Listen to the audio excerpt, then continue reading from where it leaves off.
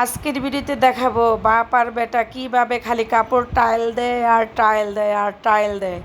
ওই টাইল করা দেখতে দেখতে আমার মাথা ঘুরানি শুরু করছে। হাই, আসসালামু আলাইকুম, সবাই কেমন আছেন? আশা করি সবাই ভালো আছেন। আলহামদুলিল্লাহ, আমি তো ভালো আছি। তো এই যে আমার ভাই আর আমার ছেলে বসে রয়েছে। বলবেন এই ছোটোটা আবার কীভাবে আপনার ভাই হয়? আমার মামা তো ভাই হয়। আমার বাসায় বেড়াইতে আসছে, তো ওরও কিছু গিফট দিব। বাবুর আব্বুর কিছু কেনাকাটা করবে, বাবুর জন্য কিছু কেনাকাটা করব। তো রেডি হয়ে সবাই এই যে চলে যাচ্ছি বাহিরে, মার্কেটে যাব আর কিছু খাওয়া দাওয়া করব। তো এই যে ওরা আগেই রেডি হয়ে বাইরে চলে আসছিলো, রেডি হয়ে অপেক্ষা করতেছিল গাড়ির জন্য। তো গাড়িতে উঠে গেলাম। এই যে দেখেন, ও তো সামনে বসছে, ওরা দুইজন মামার ভাগিনা, আর আমরা দুইজন হইলো পিছনে বসছি।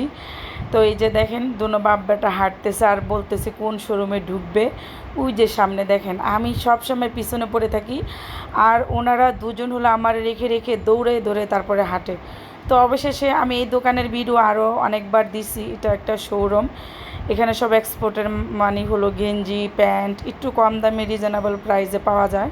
তো সেজন্য রেগুলার পরার জন্য কিনা আমি এই দোকান থেকেই কিনি, কিন্তু খুব ভালো ভালো ব্র্যান্ডের জিনিস এখানে পাওয়া যায়, একটু কম দামে পাওয়া যায়।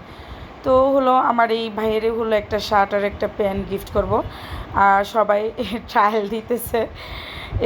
এর ফাঁকে আবার বাবুর জন্য কেনাকাটা করব, তো গেঞ্জি বাইর করতেছিলাম। এই যে ও আমার মামাতো ভাইয়ের জন্য হলো এই প্যান্টটা চুজ করছি, আর বাবুর জন্য এরকম গেঞ্জি মানে হলো বারবার ট্রায়াল দিয়ে দেখতেছি। বলতেছি এটা একটু মানে মোটা, তো বলছি কোনো সমস্যা নেই, সুতি আছে কাপড়টা, গেঞ্জিটা অনেক সুন্দর আর খুবই আরামদায়ক। কালারটা সুন্দর দেখে আমি নিছি, কালারটা আমার কাছে অনেক ভালো লাগছে। তো আর আব্বু বলতেছে যে এটা তো মানে এখন গরম। আমি কই শীতের দিন হইলে পারবো, শীতের দিন এখনও কোথায় রয়েছে।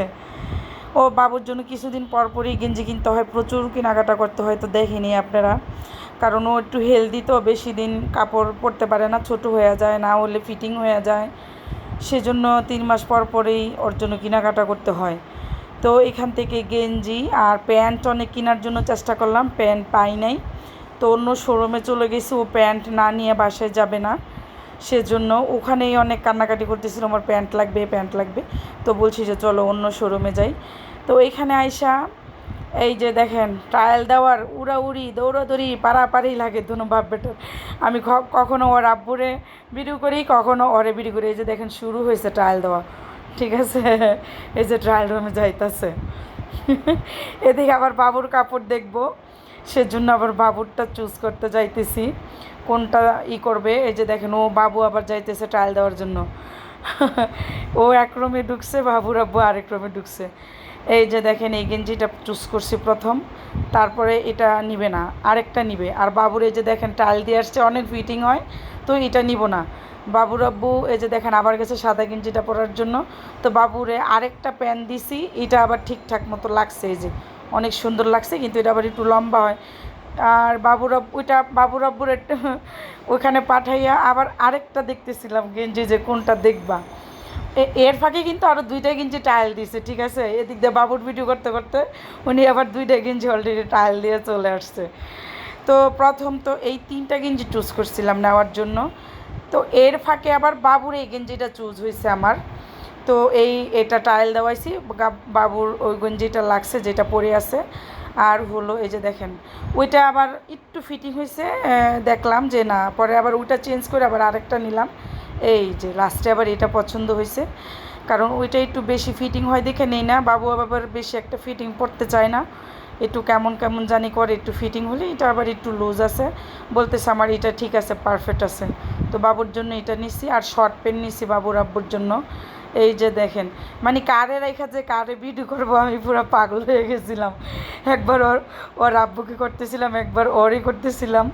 মানে অনেকগুলা কাপড় ওখানে ওরা টাল দিছিল, কারণ দোনো বাপ বেটাই হেলদি।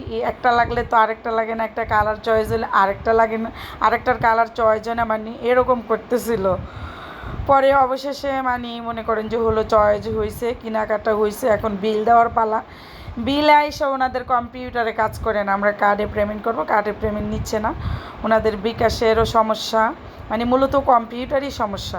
এদিক দিয়ে বাপ বেটা আবার চশমা টাইল দিতেছে, দেখেন দেখেন। তো আমি বলছি যে কাউরে চশমা নিয়ে দিব না, এমনি থাকো, চশমা পরে নাই কেউ, নিয়ে কোনো লাভ নেই, সেজন্য নেই নাই। তো এই যে দেখেন কত টাকা কি হয়েছে, হিসাব করতেছে, কার্ডে পেমেন্ট করছে, এই যে অবশেষে হয়েছে।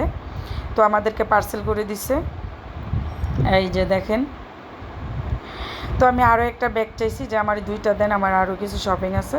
তো ওনারা অনেক ভদ্র ছিলেন, আমার এই 2টা ব্যাগই দিছে। এই যে আমরা বের হয়ে যাচ্ছি শোরুম থেকে। তো এখন আমরা গাড়িতে উঠে হলো খাবারের জায়গা যাব, কিন্তু খাবারের কোন রেস্টুরেন্টে বসবো এটা ডিসাইড করতে পারতেছি না যে কোথায় বসবো। অনেক রাত হয়ে গেছে, মানে হলো আমাদের শপিং করতে করতে। তো মাঝখানে আবার যাওয়ার পথে হলো আমার আবার এই যে ভর্তা বানানোর এটা আবার পছন্দ হয়েছে, এটাকে কী করে ভুলে গেছি আমি, এটা দিয়ে যে ভর্তা বানাই। তো এটা আবার নিলাম, কত অনেক রাত হয়েছে দেখে আমার 150 টাকা দা দিছে এই জিনিসটা ভর্তা বানানোর। এটাকে কী বলে ভুলে গেছি, থুক্কু। আপনারা কেউ জানলে আমাকে কমেন্ট বক্সে জানাইন। তো চাচা আবার মানে প্যাকেটিং করে ফেলছিল ওনার দোকান, ওই প্যাকেটিং খুলে আমাকে এটা দিছে। এই যে দেখেন ওনারা হাঁটতেছে। তো আমরা খাবারের প্রথমত এই রেস্টুরেন্টে ঢুকছিলাম। তো বাবুর আব্বু আবার রাতে ঢুকবে না, ও যাবে 5তলায় বসার জন্য অন্য চাইনিজ রেস্টুরেন্টে। বাট আমার আবার ওইটার খাবার ভালো লাগে না দেখে আমি আবার আরেকটাই ঢুকছি। আমি বলছি চলো নর্মাল খাবারই খাবো, বেশি হাইবার খাবো না। তো বাবুর আব্বু আবার একটু দাঁতের ডাক্তারের কাছে যাবে, ওর আবার তাড়া আছে। তো বাবুও চলে যাবে, বাবুও খাবে না। প্রথমত বাবু বসছিল, তো বাবু খাবে না, ওর আব্বুর সাথে চলে যাবে। তো বলছি চলে যাও, আমি আর আমার ভাই খাই। তো আমরা 2জন হলো এই যে কোয়ার্টার গ্রিল অর্ডার করছি, আর রানরুটি নর্মাল রানরুটি অর্ডার করছি। তো 2 ভাই বোনই মিলে খাইতেছি।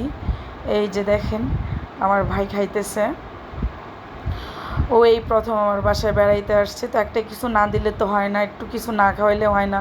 আর শপিং করতে করতে অনেক রাত হয়ে গেছে, সেজন্য না হলে অন্য জায়গায় খাওয়ার ইচ্ছা ছিল, কিন্তু প্ল্যানটা চেঞ্জ হয়ে গেছে শপিং করতে করতেই। ওখানেই সময়টা শেষ হয়ে গেল। আর কি করব, কিসমতে যা আছে, আল্লাহ কিসমতে যা রাখছে তাই খাইতে হবে, কিছু করার নাই। কারণ বরাদ্দ আল্লাহ যেটা রেখে রাখছে আমরা সেটাই খাবো। তো এই যে সালাদ দিয়ে খাইতেছি, আলহামদুলিল্লাহ অনেক মজা লাগছে।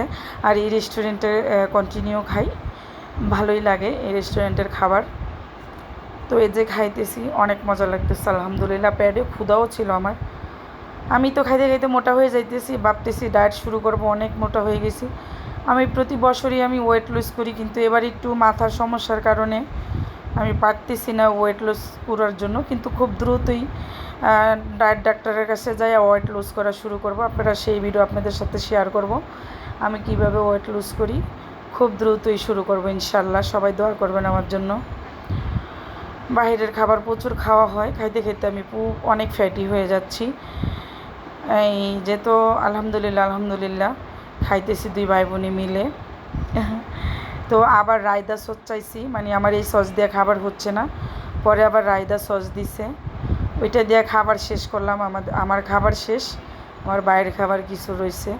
তো আজকের ভিডিওটা কেমন হয়েছে অবশ্যই কমেন্টে সবাই জানাবেন। সবাই ভালো থাকবেন, আল্লাহ হাফেজ।